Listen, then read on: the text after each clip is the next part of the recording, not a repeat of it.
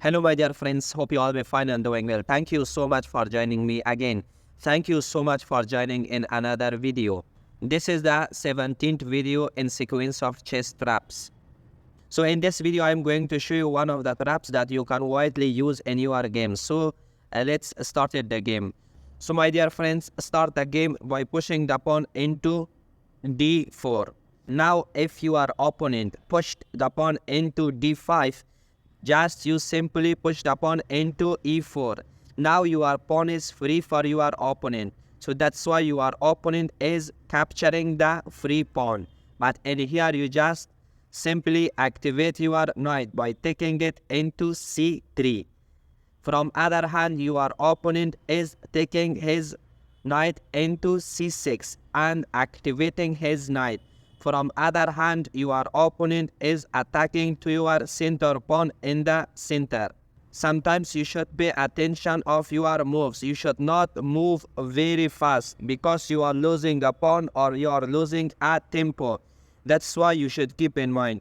And here you have the best move, and that is pushing the pawn into d5. After you push the pawn into d5, your opponent cannot go into b4 because you are pushing the pawn into a3.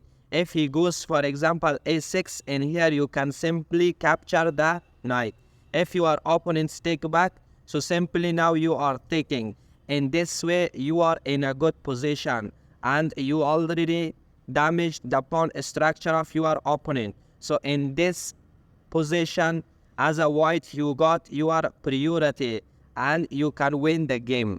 In the second option, for example, if your opponent decides to take his bishop into a5, so in here by pushing the pawn into b4, you are trapping your opponent's knight. Now your opponent's knight cannot go anywhere. For example, if he takes his knight into c4, now you are capturing the knight simply. So therefore, my dear friends, you know that in this position you are going to win the game easily because you are one piece up. So my dear friends, in here your opponent has three options after you are pushing the pawn into d5. So in here your opponent, if he chose the third option by taking his knight into e5, and here you just simply take your queen into d4 and attack to your opponent's knight. So in here, my dear friends, your opponent cannot push the pawn into f6 because by pushing the pawn into f6, he blocked his bishop and his knight. So that's why it is a good option for you, and you can have a very good game and you can activate your pieces easily. And from other hand, your opponent cannot have a good game. So that's why this is not a good move. So what is your opponent is doing? Let me show you. After you took your queen into d4, so your opponent is taking his bishop back into g6.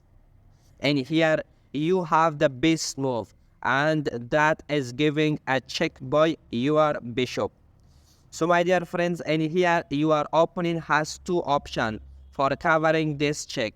The first one is taking his bishop into d4, as this is not a good move for your opponent because you are capturing. If your opponent's captured, so simply you are taking, and also you can continue your game normally and you have your priority, and this is also good line. But majority of the players, they are not going for this option and they are going to play in other lines. So let me show you. After you give this check, so your opponent is having another option, and that is pushing the pawn into c6.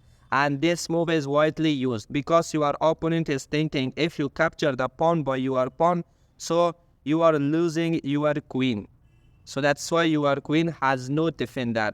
So from other hand, you cannot capture this pawn by your bishop.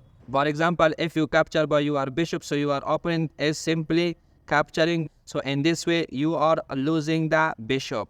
So this is not a good line. So that's why your opponent is very happy from this move.